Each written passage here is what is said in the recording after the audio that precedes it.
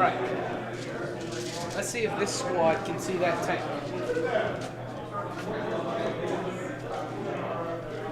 The heavy bolter can see the tank. Who's going to fire into the tank? Heavy bolter can shoot at the tank then. Only got to do 2 These wounds. guys are all within 24 inches of these Reavers. La-di-da.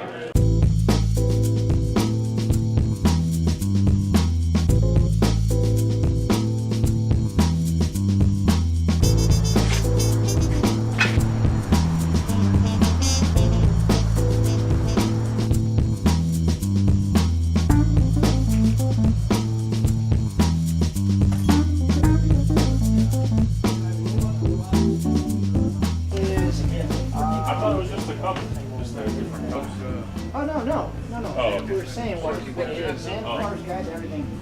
It has some more spells, some more stuff for classes, some feats. Yeah, new subclasses for every class. And there's also stuff. There's stuff for players, but there's also a lot of stuff in here for like your DM. Is that a add-on to this book, or is that a whole? Yeah, it's book? very much like you had the player's handbook, then you had the Sword Coast. This kind of gets like an add-on with Volo's Guide to Monsters, where it has some races that you can play.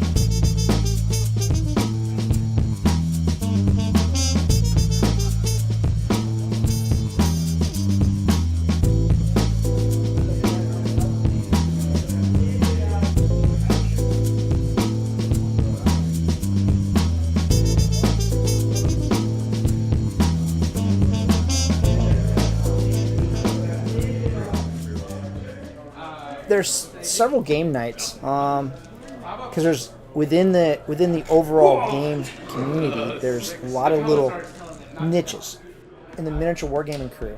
There is, I would say, they're more the serious crew, the miniature guys. You're talking a game that has a hobby aspect where you're gonna have to put guys together. You're gonna paint them. There's a lot of backstory with all these. The funny thing is, a lot of people don't realize it. The investment in miniatures. It looks big. It looks really big. So a lot of times, that's a turnoff to people. But if you play the card games, yeah, it's easier to get into, but in the long run, you spend more money.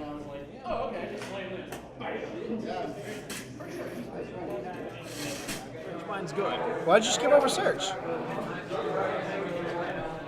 Hey, that's exactly what my pack. That's exactly pretty. what my pack was. I actually ran that in my draft because I'm like, 4 games to 4 life, not bad. That's Gonna get the money this time.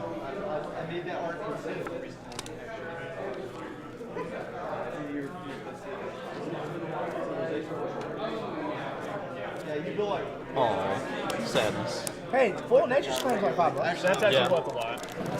All right, last one. Here we go. Oh, jeez. Hypersonic What's the Dragon money is in the rare. pack? Why? I love how they like. Need a mana drain, man. I love how they Mana put drain. corpse Mana drain or bust. Yeah, no, uncommon and fucking made I'll take a Predator. Hypersonic Dragon into a rare still. Wow. That's pretty good. There we go. Money. I'll take that. That's money. It's like what, 20 What's bucks? that? A foil what? Hero Spade. Foil shitty card.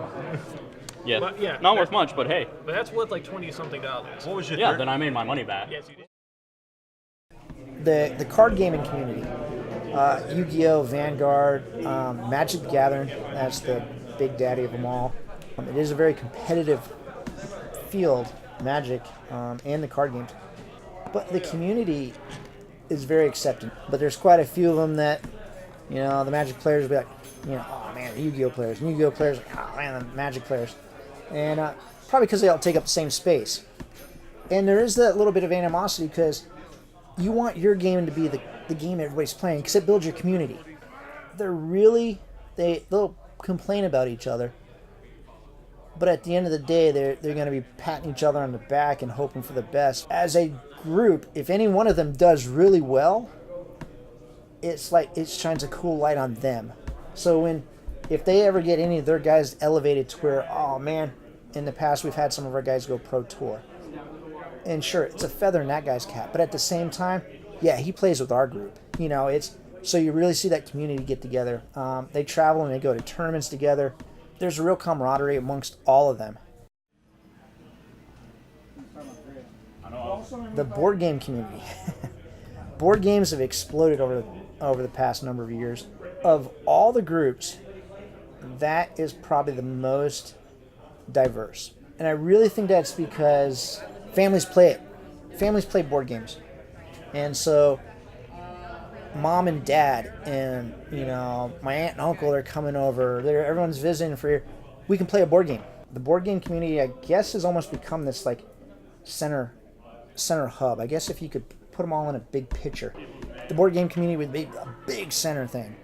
And all the other ones branch out. Miniature wargaming is just glorified board games. The vast majority of people that play miniature wargaming play board games.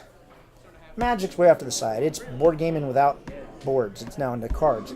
Because a lot of board games use cards. But they all kind of have that board game commonality in the middle. And that's what really makes it diverse. All sorts of people. All sorts of demographics. Everyone's accepting. I don't know how you want to put it. In the game store here, it's this kind of mix and pot. It's really cool.